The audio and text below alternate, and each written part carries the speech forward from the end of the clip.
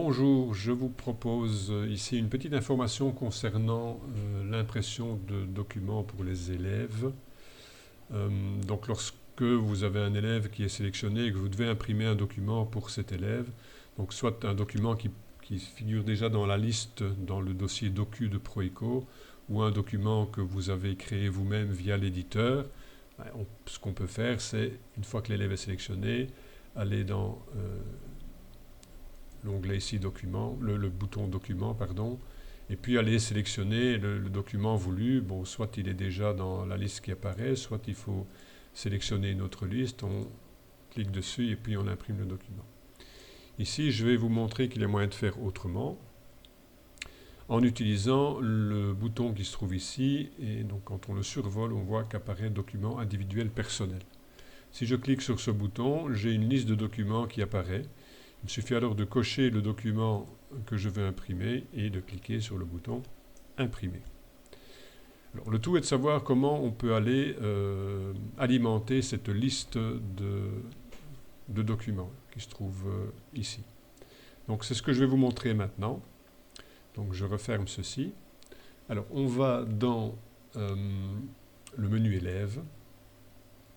Tout en bas, sur paramètres élèves, on prend l'onglet Documents, l'antépénultième onglet. Et puis, ici, on va sur Documents personnels. Et là, vous avez une liste. Donc, moi, j'ai déjà ici 8 éléments dans ma liste. Je vais en créer un 9e.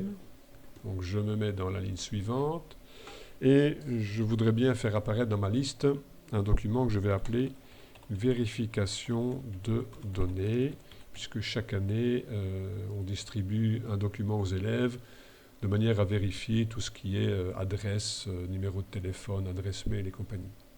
Donc je l'intitule de cette manière-là, et puis je vais aller le récupérer dans mon dossier docu, puisque c'est là qu'il se trouve stocké.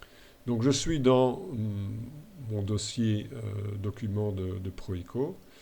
Donc là, j'ai navigué jusqu'à l'endroit où se trouve ce que je veux insérer dans la liste. Donc mon document s'appelle vérification de données. Je le sélectionne, je clique sur ouvrir et il apparaît ici dans ma liste. Donc d'une part, j'ai ici le nom que je veux donner à mon document et d'autre part, ici, j'ai le chemin qu'il faut suivre pour aller récupérer ce document. Donc une fois que c'est fait, je valide. Hop. Et je vais retrouver ici mon document dans ma liste en cliquant sur ce bouton.